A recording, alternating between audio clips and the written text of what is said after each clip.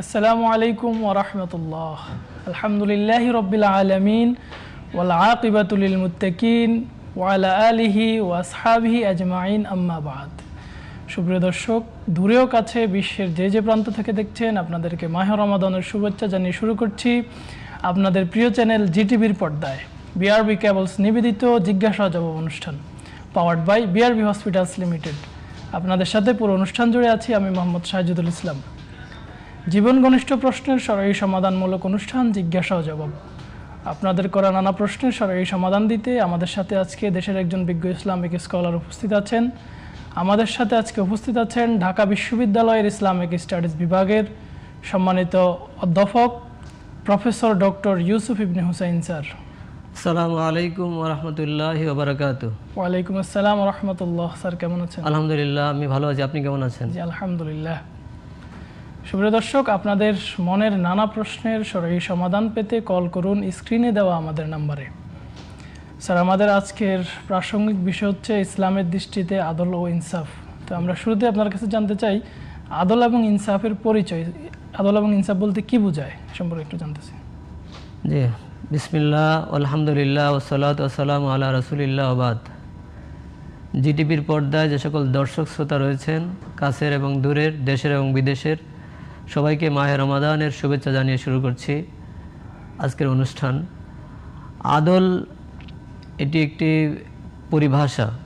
আমরা সবর, সালাত, সিয়াম এগুলোর ন্যায় আদল একটা পরিভাষা। এটি আরবি শব্দ। এর অর্থ হল ইনসাফ করা, সুবিচার করা, সমান সমান করা, ন্যায় বিচার করা।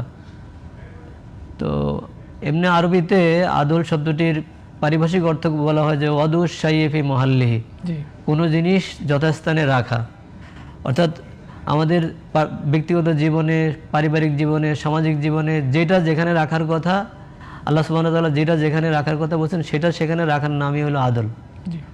এটা আল্লাহ তাআলার যে বিধানগুলো আল্লাহ তাআলা দিয়েছেন, এই বিধানগুলো আমাদের সকল ক্ষেত্রে, জীবনের সকল ক্ষেত্রে যেভাবে দিয়েছেন সেভাবে সমান সমান করা। বিধানটাকে সরিয়ে না দেওয়া, কমিয়ে না দেওয়া, বাড়িয়ে না দেওয়া, বরং বিধানটা আল্লাহ যেভাবে দিয়েছেন ঠিক সেভাবেই করা। এটি হলো আল্লাহ ফজর নামাজ 2 রাকাত ফরজ করেছেন, 2 রাকাত পড়াটাই আদল। কেউ যদি 3 রাকাত পড়ে সেও জুলুম করছে, আর কেউ যদি 1 রাকাত পড়ে সেও জুলুম করছে। আমাদের সাথে একজন দর্শক যুক্ত হচ্ছেন। আসসালামু আলাইকুম ওয়া রাহমাতুল্লাহ। দর্শক, আপনার পরিচয় দিয়ে প্রশ্ন করুন। ওয়ালাইকুম আসসালাম। জি, আমি মুন্সিগঞ্জ থেকে বলছি। আমার দুটো প্রশ্ন, একটা হচ্ছে সামুদ্রিক সব প্রাণী কি খাওয়া হালাল কিনা, এটা একটা বিষয়। আরেকটা ঘোড়ার মাংস খাওয়ার বিধান কি? জি দর্শক, ধন্যবাদ। জি স্যার, আমাদের দর্শকের প্রশ্ন ছিল যে সামুদ্রিক সব প্রাণী, মানে সমুদ্রে যেগুলো বিচরণ করে, এগুলো খাওয়া হালাল কিনা এই সম্পর্কে আমি জানতে চাইছি। যে সমুদ্রের বিষয়ে কথা আছে হুয়াল হিল্লু মাইতাতুহু, মানে সমুদ্রের সকল প্রাণী খাওয়া যায়। যে সকল যদি কোনো বিষাক্ত বা টক্সিক কোনো প্রাণী থাকে, যদি এরা মেডিকেল সায়েন্স বলে যে এই ধরনের প্রাণী এটা খেলে মানুষের শারীরিক ক্ষতি হবে, এ ধরনের টক্সিক কোনো প্রাণী ছাড়া সকল প্রাণী খাওয়া, সামুদ্রিক সকল প্রাণী খাওয়া জায়েজ আছে। জি স্যার, আরেকটি প্রশ্ন ছিল যে ঘোড়ার মাংস খাওয়া যাবে কিনা। ঘোড়ার মাংস, যেটি বন্য ঘোড়ার মাংস খাওয়া যাবে, কিন্তু পালিত ঘোড়ার মাংস খাওয়া যাবে না। শরীয়তে বন্য ঘোড়ার মাংস খেতে নিষেধ করা হয়েছে, যেহেতু সেটি কোথায় যায়, কি খায় এটা জানা যায় না। এই জন্য যেটি পালিত ঘোড়া সেটি খাওয়া জায়েজ নাই, কিন্তু বন্য ঘোড়ার মাংস খাওয়া জায়েজ আছে। জি স্যার, আমাদের দেশে কয়েকদিন আগে দেখা গেল যে ঘোড়ার মাংস বিক্রি করে, ঘোড়ার মাংস খাচ্ছে। এই ব্যাপারে আসলে কি এটা যা খাওয়া যাবে কিনা, শরীয়তের সমর্থন? সেটাই তো আমি বললাম কিছুক্ষণ আগে, যে যদি এটা পালিত ঘোড়া হয়, পালিত ঘোড়ার মাংস খাওয়া জায়েজ নাই, কিন্তু বন্য ঘোড়ার মাংস খাওয়া জায়েজ আছে। জি স্যার, ধন্যবাদ। স্যার, আমরা যে ঘোড়ার মাংসটি বিক্রি হচ্ছে সেটা দেখতে হবে সেটাকে পালিত কিনা, বন্য কিনা। বন্য হলে খাওয়া জায়েজ আছে, পালিত হলে, গৃহপালিত হলে সেটি খাওয়া জায়েজ নেই। জি স্যার, ধন্যবাদ। স্যার, আমরা যে আলোচনায় ছিলাম ইনসাফ, আদল আদল আদল আদল আল্লাহ সুবহানাহু ওয়া তাআলা আমাদেরকে আদল করার জন্য নির্দেশ দিয়েছেন। আল্লাহ বলেছেন ইন্নাল্লাহা ইয়া'মুরুকুম বিল আদলি ওয়াল ইহসান। ইবনে আব্বাস রাদিয়াল্লাহু তাআলা আনহু বলেছেন যে এখানে আদল অর্থ হইল যে প্রত্যেক ব্যক্তি তার ভিতর এবং বাহির এক করা। বাহিরটার ভিতর যদি ভিন্ন হয় তাহলে সেটা আদল হবে না। আদলের বিপরীত শব্দ হলো জুলুম। জুলুম হলো অদুস শাইফি গায়রে মহাল্লি, যেটা যেখানে রাখার কথা না সেটা সেখানে রাখাই হলো জুলুম। আমার টুপিটা দেওয়ার কথা মাথায়, আমি যেটা পায়ে দিই নাউজুবিল্লাহ, তাহলে এটা জুলুম হয়ে গেল। আমার জুতাটা দেওয়ার কথা পায়ে, জুতা তুমি মাথায় দিই তাহলে জুলুম হয়ে গেল। মানে যেই জিনিসটা যেখানে রাখার কথা সেটা সেখানে না রাখাটাই হলো জুলুম। আর জুলুমের বিপরীত হলো আদল। তো আদলের আমাদের পারিবারিক জীবনে আমার শরীরের প্রতি আমার আদল আছে, আমার সন্তানের প্রতি আমার আদল আছে, আমার রাষ্ট্রের প্রতি আমার আদল আছে, আবার আমার স্ত্রীর প্রতি আমার আদল আছে। আল্লাহ রাসূল সাল্লাল্লাহু আলাইহি ওয়াসাল্লাম বলেছেন অলি জাসাদিকা আলাইকা হাক্কুন, তোমার শরীরে হক আছে। আমি সারা রাত নির্ঘুম কাটালাম, তাহলে আমি শরীরের প্রতি জুলুম করলাম। আবার আমি আমার স্ত্রীর আমার উপর হক আছে, অলি জাউজাদিকা আলাইকা হাক্কুন, তোমার উপর তোমার স্ত্রীর হক আছে। আমি তাকে সারাদিন কাজ করাইলাম, তাকে বিশ্রামের সময় দিলাম না, আমি কোনো কাজে শেয়ার করলাম না, এটা তার প্রতি জুলুম। এই জন্য পারিবারিক জীবন থেকে শুরু করে রাষ্ট্রীয় জীবনে আমাদের যারা শাসন কর্তা আছেন, দেশ পরিচালনা করেন, তাদের জন্য আদল আছে, এবং তারা যদি আদেল হন তাহলে দেশটা স্থিতিশীল হয়। জি স্যার, আমাদের সাথে একজন দর্শক যুক্ত হচ্ছেন। আসসালামু আলাইকুম ওয়া রাহমাতুল্লাহ। দর্শক, আপনার পরিচয় দিয়ে প্রশ্ন করুন। হ্যালো দর্শক, প্রশ্ন করুন। আসসালামু আলাইকুম হুজুর। ওয়ালাইকুম আসসালাম। মাসুম কুমিল্লা ধর্মপুর থেকে। জি। দুইটি প্রশ্ন। প্রথম প্রশ্ন, হাতের তালুতে খুজলি হলে টাকা আসে, এ জি, ব্যাপারে ইসলাম কি? হাতের তালু চুলকালে টাকা আসে নাকি? জি জি, এ ব্যাপারে ইসলাম কি বলে? জি। আর প্রশ্নটি পবিত্র কোরআন থেকে, সূরা মুদাসসির আয়াত 42-43, অধ্যায় 74, সূরা জি। মুদাসসির আয়াত 42-43। জাহান্নামীদেরকে জিজ্ঞাসা করা হবে, তোমরা জাহান্নামে কেন? তখন তারা জাহান্নামীরা বলবে, আমরা তাদের মধ্যে যারা নামাজ পড়ি নাই। এই আয়াতের মানে কি বুঝতে পারছেন হুজুর? কোরআন জি। কি বলতেছে? কোরআন কি বলতেছে? আসসালামু আলাইকুম। জি জি, ধন্যবাদ ধন্যবাদ। স্যার, আমাদের একজন দর্শক, উনি নিয়মিত আমাদেরকে প্রশ্ন করেন, আমাদের মাসুম ভাই। ওনার প্রথম প্রশ্ন ছিল যে হাতের তালু চুলকালে টাকা আসে, এই সম্পর্কে উনি জানতে চান এটা কি আসলে শরীয়তসম্মত কিনা। প্রথমে ওনাকে ধন্যবাদ জানাচ্ছি যে ওনার অনুষ্ঠানের প্রতি আগ্রহ এবং জানার আগ্রহের জন্য। তো প্রথম প্রশ্ন হলো যে আঙ্গুল মানে হাতের তালু চুলকালে টাকা আসে। জি। এগুলো আমাদের দেশে অনেক কিছু আছে, আমরা আনলাকি 13 বলি, বা নতুন বউয়ের হাত থেকে কোনো কিছু পড়ে গেলে এটা দুর্ভাগ্য, মানে কাপ ভেঙে গেলে বলি বউটা অলক্ষী, নাউজুবিল্লাহ, ইত্যাদি অনেক বিষয় আছে। এগুলো কুসংস্কার, সুপারস্টিশনস, এগুলোর বিষয়ে ইসলামের কোনো ভিত্তি নেই। আল্লাহ রসুলের সাহাবায়ে কেরাম বা রসুল সাল্লামের জবানিতে আমরা এই ধরনের কোনো ইনফরমেশন পাইনি যে হাতের তালু চুল গেলে অর্থ সম্পদ আসে, টাকা আসে। এগুলো কুসংস্কার। আবার যে অন্যান্য যেগুলো আছে আমাদের সমাজে প্রচলিত, যেগুলোর ভিতরে শরীয়তের কোনো দলিল বা নস নাই, সেগুলো সবই কুসংস্কার। আমরা এসব ধরনের কুসংস্কারে বিশ্বাস করা থেকে দূরে থাকি। আর আল্লাহ তাআলা আমাদের ঈমানকে হেফাজত করুন। আরেকটি কোশ্চেন ছিল স্যার, আরেকটি প্রশ্ন ছিল যে আল্লাহ তাআলা পবিত্র কোরআনে বলেছেন যে মা সালাকাকুম ফি সাকার ক্বালু নাম লাকুম মিনাল মুসাল্লিন ওয়া লাম নাকু নুতইমুল মিসকিন। যখন জাহান্নামীদেরকে আল্লাহ সুবহানাহু ওয়া তাআলা জিজ্ঞেস করবেন যে তোমাদের কোন জিনিস জাহান্নামে আনলো, তারা বলবে আমরা দুটো কাজ করি না বলে আজকে আমরা জাহান্নামে এসেছি। দুটো কাজ হলো লাম নাকু মিনাল মুসাল্লিন, আমরা নামাজ পড়িনি। সুতরাং আমরা জানতে নামাজের যে গুরুত্ব আমরা বারবার বলছি। আল্লাহ সুবহানাহু ওয়া তাআলা পবিত্র কোরআনের 82 বা 83 জায়গায় নামাজ পড়ার কথা বলেছেন, এবং কিয়ামতের মাঠে প্রথম হিসাব হবে নামাজের। এবং ব্যক্তি এবং বাইনাল মারে ও কুফরিহি তরকুস সালাত, ব্যক্তি এবং কুফরির মাঝে পার্থক্য হইল নামাজ। যে নামাজ পড়ে সে মুমিন, যে নামাজ পড়ে না সে কাফের। রসুলের হাদিস দ্বারা স্পষ্ট, আমি বলছি না। এবং রসুল্লাহ সাল্লাম, আমরা বলছি যে রসুল সাল্লাম একবার ইন্তেকালের সময় লাস্ট মুহূর্তে তিনি বলছেন যে আসসালাত আসসালাত, লোকদেরকে নামাজ পড়ার কথা বলছেন। সুতরাং যার নামাজ ঠিক থাকে তার সব ইজা সালুহাত, যে আউয়ালু মা ইউহাসাবু বিহিল আবদু আসসালাহ।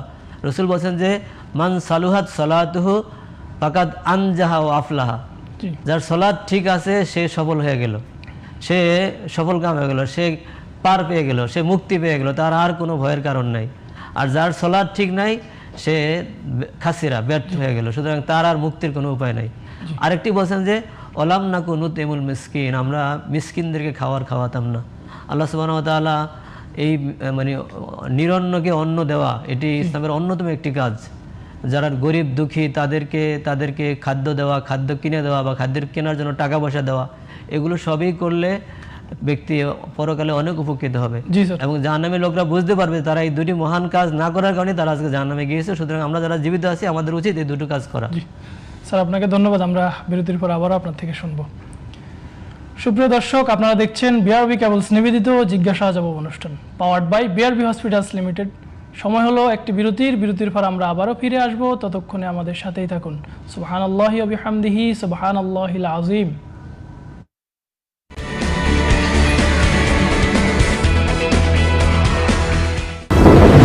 বৈরী আবহাওয়া, সাথে প্রিয়জনের অসুস্থতা, এমন কঠিন সময়ে আমরা বন্ধুর মতো পাশে আছি।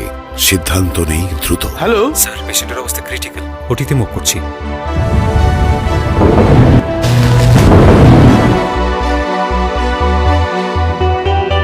হাজারো প্রতিকূলতার মাঝে বিশ্বের সর্বাধুনিক প্রযুক্তি আর আন্তরিক সেবা নিয়ে আমরা তৈরি। বিআরবি হসপিটালস লিমিটেড, কাঙ্ক্ষিত সেবার ঠিকানা। বাংলাদেশ আমার বাংলাদেশ, ঘরে ঘরে আলো হাসি হাসি বাংলাদেশ। সত্যি হাসে বাংলাদেশ বিআরবি কেবলস এর ছোঁয়ায়। কিছে সুখে রে, যেখানে বিদ্যুৎ সেখানেই বিআরবি কেবলস। হাসে বাংলাদেশ। বিআরবি কেবলস নিরাপত্তা নিশ্চিত করে 100 ভাগ। এখন দেশ জয় করে সুখ্যাতি ছড়িয়ে পড়েছে বিদেশেও। বাংলাদেশ আমার বাংলাদেশ, আলোয় আলোয় হাসি বাংলাদেশ। বিআরবি কেবলস অন্যতম বিশ্বে বাংলাদেশের শীর্ষে। বৈরী আবহাওয়া, সাথে প্রিয়জনের অসুস্থতা, এমন কঠিন সময়ে আমরা বন্ধুর মতো পাশে আছি। সিদ্ধান্ত নেই দ্রুত। হ্যালো স্যার, পেশেন্টের অবস্থা ক্রিটিক্যাল, ওটিতে মুভ করছি।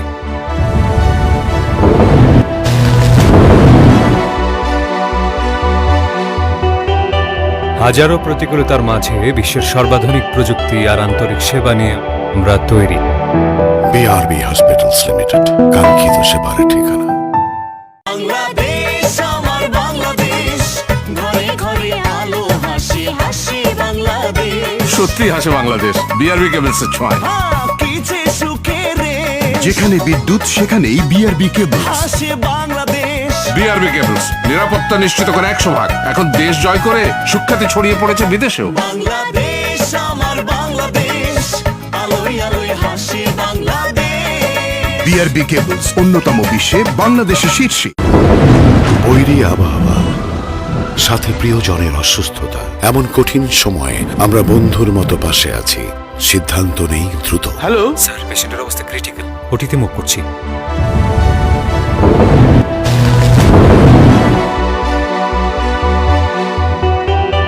হাজারো প্রতিকূলতার মাঝে বিশ্বের সর্বাধুনিক প্রযুক্তি আর আন্তরিক সেবা নিয়ে আমরা তৈরি। বিআরবি হসপিটালস লিমিটেড, কাঙ্ক্ষিত সেবার ঠিকানা। বাংলাদেশ আমার বাংলাদেশ, ঘরে ঘরে আলো হাসি হাসি বাংলাদেশ। সত্যি হাসে বাংলাদেশ বিআরবি কেবলস এর ছোঁয়ায়। কিছে সুখে রে, যেখানে বিদ্যুৎ সেখানেই বিআরবি কেবলস। হাসে বাংলাদেশ। বিআরবি কেবলস নিরাপত্তা নিশ্চিত করে 100 ভাগ। এখন দেশ জয় করে সুখ্যাতি ছড়িয়ে পড়েছে বিদেশেও। বাংলাদেশ আমার বাংলাদেশ, আলোয় আলোয় হাসি বাংলাদেশ। বিআরবি কেবলস অন্যতম বিশ্বে বাংলাদেশের শীর্ষে।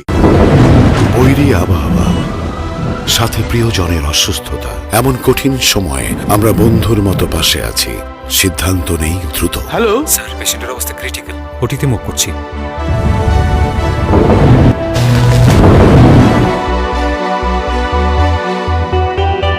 হাজারো প্রতিকূলতার মাঝে বিশ্বের সর্বাধুনিক প্রযুক্তি আর আন্তরিক সেবা নিয়ে আমরা তৈরি। বিআরবি হসপিটালস লিমিটেড, কাঙ্ক্ষিত সেবার ঠিকানা। বাংলাদেশ আমার বাংলাদেশ, ঘরে ঘরে আলো হাসি হাসি বাংলাদেশ। সত্যি হাসে বাংলাদেশ বিআরবি কেবলস এর ছোঁয়ায়। কিছে সুখে রে, যেখানে বিদ্যুৎ সেখানেই বিআরবি কেবলস। হাসে বাংলাদেশ। বিআরবি কেবলস নিরাপত্তা নিশ্চিত করে 100 ভাগ। এখন দেশ জয় করে সুখ্যাতি ছড়িয়ে পড়েছে বিদেশেও। বাংলাদেশ আমার বাংলাদেশ, আলোয় আলোয় হাসি বাংলাদেশ। বিআরবি কেবলস অন্যতম বিশ্বে বাংলাদেশের শীর্ষে।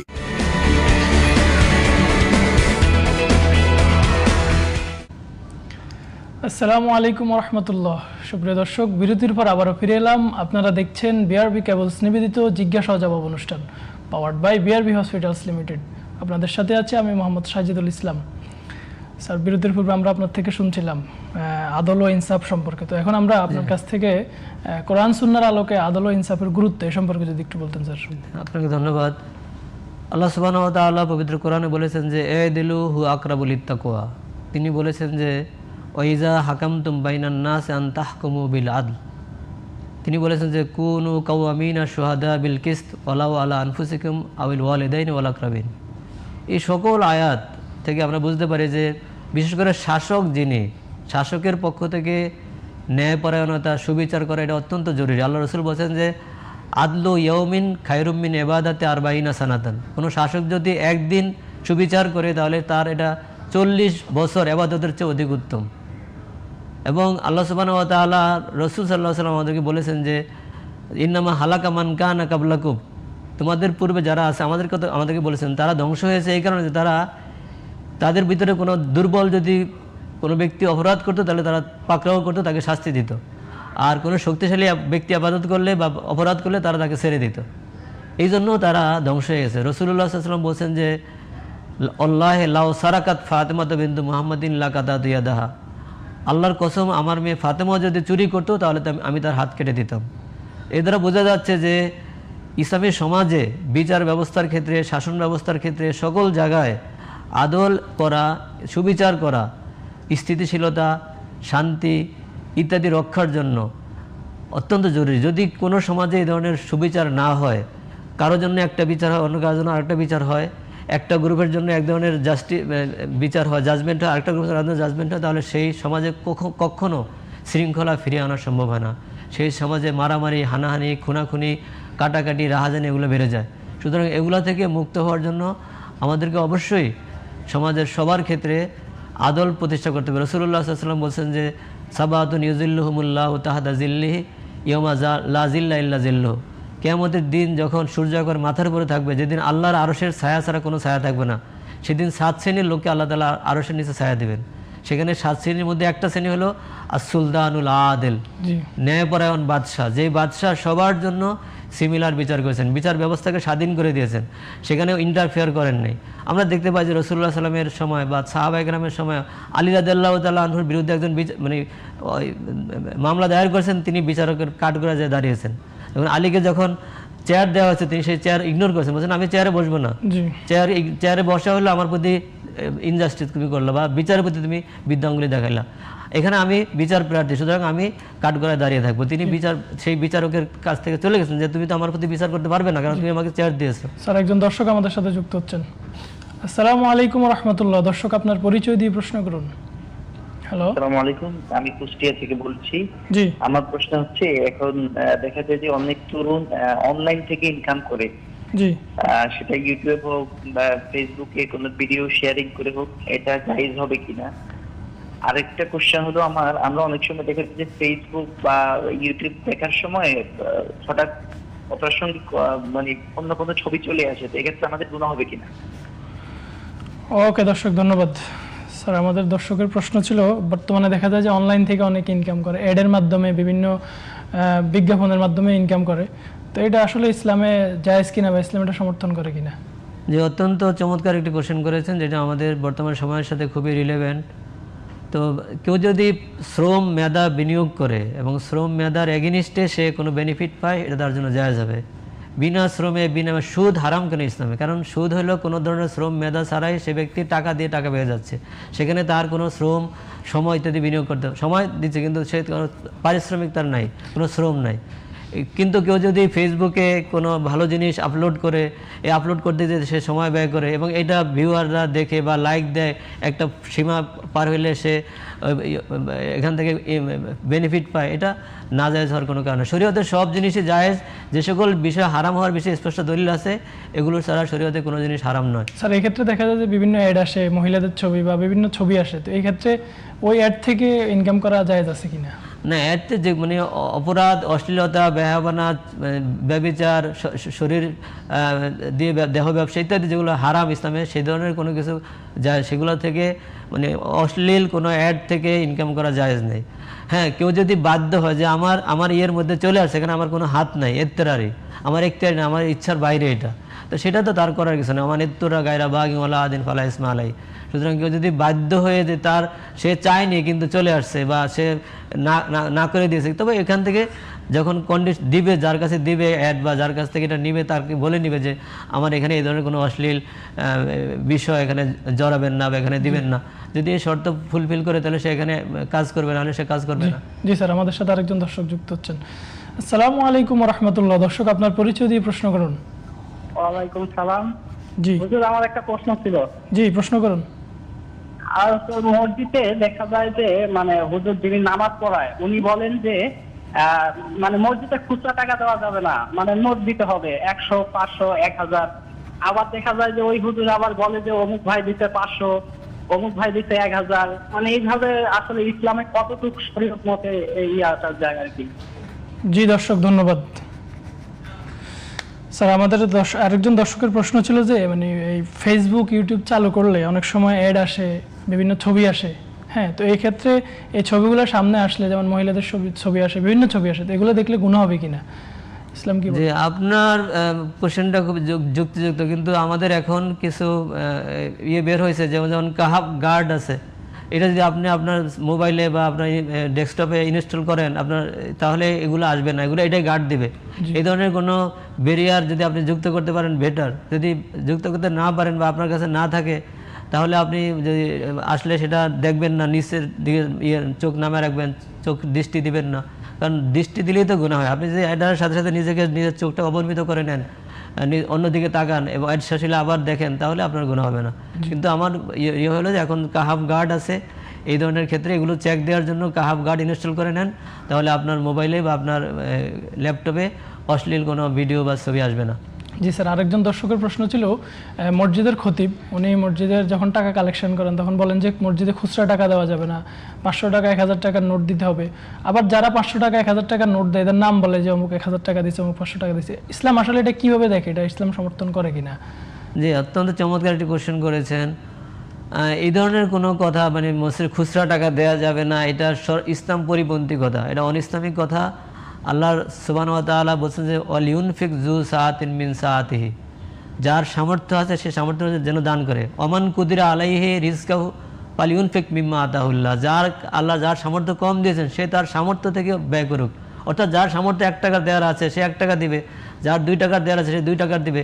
রাসূল সাল্লাল্লাহু আলাইহি ওয়াসাল্লাম হাদিসে বলছেন তাসাদ্দাকা রাজুলুন বি দিনারিহি তাসাদ্দাকা রাজুলুন বি দিরহামিহি, যে একজন লোক তার দিনার স্বর্ণমুদ্রা দিছে, একজন লোক তার দিনার নেয় সে রৌপ্যমুদ্রা আছে রৌপ্যমুদ্রা দিছে, অবশ্যই দেওয়া যাবে। একজন রিক্সাওয়ালা সে 2 টাকা দিচ্ছে, 1 টাকা দিচ্ছে, এটাই তার জন্য অনেক কিছু। আমরা দেখতে পাচ্ছি মুতার যুদ্ধে আবু বকর ওমর তার সম্পত্তির অর্ধেক দিয়ে দিয়েছেন, কিন্তু সেদিন আবু বকর দিয়েছেন তার গামছা, বালিশ, পানির মগ, প্লেট, সেগুলোর কোনো মূল্য নেই, কিন্তু সেগুলোই জিতেছে শ্রেষ্ঠ, তিনি সবটুকু দিয়েছেন। অর্থাৎ সামর্থ্যের সবটুকু বিলিয়ে দেবে, এটি আল্লাহ দেখবেন। সুতরাং এখানে মানে 500 টাকা দিতে হবে, 1000 টাকা দিতে হবে, এই কথাগুলো অনিসলামিক, এই ধরনের কথা বলার কোনো সুযোগ ইসলামে নেই। জি স্যার, আমাদের সাথে আরেকজন দর্শক যুক্ত হচ্ছেন। আসসালামু আলাইকুম ওয়া রাহমাতুল্লাহ। দর্শক, আপনার পরিচয় দিয়ে প্রশ্ন করুন। হ্যালো দর্শক, আপনার টেলিভিশনের ভলিউম কমিয়ে আমাদেরকে প্রশ্ন করুন। হ্যালো, জি, প্রশ্নটি করুন। হ্যালো, হ্যাঁ শুনছি, আপনি প্রশ্ন করুন। আসসালামু আলাইকুম। ওয়ালাইকুম আসসালাম। হ্যাঁ শুনছি, আপনি প্রশ্ন করুন। আমাদের দর্শকের লাইনটি কেটে গেছে। স্যার, আপনার কাছে আরেকটি প্রশ্ন ছিল, খুবই প্রাসঙ্গিক। সেটা হচ্ছে কোরআন রমাদান মাসে নাজিল হয়েছে, তো এই কোরআন মানুষের জন্য হেদায়েত স্বরূপ, এই কোরআন মানুষের জন্য গাইডলাইন, এ সম্পর্কে যদি একটু বলতেন। জি, আপনাকে ধন্যবাদ। আল্লাহ সুবহানাহু ওয়া তাআলা পবিত্র কোরআনে বলেছেন যে শাহরু রমাদান আল্লাযী উনজিলা ফীহিল কোরআন হুদাল লিন-নাস ওয়া বায়িনাতিন মিনাল হুদা ওয়াল ফুরকান। এটা রমজান মাস, যে মাসে কোরআন নাজিল হয়েছে, এটা হলো হুদাল লিন-নাস, এই কোরআনই হলো মানবতার গাইডলাইন, ওয়া বায়িনাতিন মিনাল হুদা, এবং এটি হলো সুস্পষ্ট হেদায়েত গাইডলাইন, ওয়াল ফুরকান, এটা হলো সত্য মিথ্যার পার্থক্যকারী। সুতরাং আজকে আমাদের সমাজে কোরআন আছে, আমরা কোরআন শুধু তেলাওয়াত করি, কোরআন শুধু তেলাওয়াত করার জন্য আসেনি। একজন দর্শক যুক্ত হচ্ছেন। আসসালামু আলাইকুম ওয়া রাহমাতুল্লাহ। দর্শক, পরিচয় দিয়ে প্রশ্ন করুন। জি, আসসালামু আলাইকুম। আমার প্রশ্ন হচ্ছে যে আমরা তো আসলে আমি হচ্ছে জব করি, জব করার কারণে অনেক সময় দেখা গেল যে তারাবির নামাজটা হচ্ছে সময় মতো আদায় করতে পারি না, জি, সময় আদায় করাই হয়নি। এখন আসলে রোজার সাথে তারাবি নামাজের কি কোনো সম্পর্ক আছে কিনা, বা তারাবি না পড়লে কি রোজার কোনো প্রবলেম হবে কি, জানতে চাচ্ছি। জি দর্শক, ধন্যবাদ। জি স্যার, আমাদের দর্শকের প্রশ্ন ছিল যে উনি রমজান মাসে চাকরি করার কারণে উনি তারাবির নামাজ কন্টিনিউ করতে পারেন না, মাঝে মধ্যে তারাবি ছুটে যায়, তো এক্ষেত্রে ওনার রোজার কোনো সমস্যা হবে কিনা, রোজার সাথে তারাবির কোনো সম্পর্ক আছে? জি, থ্যাংক ইউ, আপনাকে ধন্যবাদ। এই বিষয়টি আসলে আল্লাহ সুবহানাহু ওয়া তাআলা আমাদের উপর রোজা ফরজ করেছেন, রোজা ফরজ, আর কিয়ামুল লাইল বা তারাবি এগুলো সুন্নাহ। সুতরাং ফরজ রোজার সাথে তারাবির কোনো সম্পর্ক নাই, এটি রাখতে পারলে ভালো, নূরুন আলা নূর বেটার। আর না রাখতে পারলে অবশ্যই রোজা রাখতে হবে, রোজার সাথে এর কোনো সম্পর্ক নেই, আপনাকে অবশ্যই রোজা রাখতে হবে। আর তারাবিও পড়ার চেষ্টা করতে হবে। আপনি মালিককে বলে যে তার আপনাকে সময় দেয়, আপনি অন্য জায়গায় সময় ম্যানেজ করে এখানে তারাবিটা পড়ার চেষ্টা করবেন। আল্লাহ রাসূল বলেছেন যে মান কামা লাইলাতুর রমাদান ঈমানান ওয়া ইহতিসাবান গুফিরা লাহু মা তাকাদ্দামা মিন যামবি। যে ব্যক্তি রমজানের রাতগুলোতে তারাবি পড়বে, আল্লাহ তার পূর্বের পরের সব গুনাহ মাফ করে দেবেন। সুতরাং আপনি এটা করার চেষ্টা করবেন। জি স্যার, আমাদের সাথে আরেকজন দর্শক যুক্ত হচ্ছেন। আসসালামু আলাইকুম ওয়া রাহমাতুল্লাহ। দর্শক, আপনার পরিচয় দিয়ে প্রশ্ন করুন। ওয়া আলাইকুম আসসালাম ওয়া রাহমাতুল্লাহি ওয়া বারাকাতুহু। জি ভাই, আমার প্রশ্ন হচ্ছে একটাই, মনে করেন যারা বাংলাদেশে অনেক রিকশা চালক আছে, ভ্যান চালক আছে, যারা ফেতরা দিতে পারে না, তো সেই ক্ষেত্রে এখন কি করণীয়? জি জি, কি দিতে পারে না? যে আপনাদের জাকাতের ফেতরাগুলো যে বড় লোকের মাধ্যমে যেগুলো দেওয়া হয়, সেটা গরিব মানুষ আর এরা তো দিতে পারে না, সেক্ষেত্রে কি করা উচিত? মানে ধরেন যারা ভ্যান চালায়, রিকশা চালায়। জি জি জি দর্শক, ধন্যবাদ। জি স্যার, আমাদের দর্শকের জি, আপনার প্রশ্ন হলো যে যারা ভ্যান চালক, রিকশা চালক, তারা ফিতরা দিতে পারে না। ফিতরা তো তারাই দিবে যাদের উপর ফিতরা ওয়াজিব।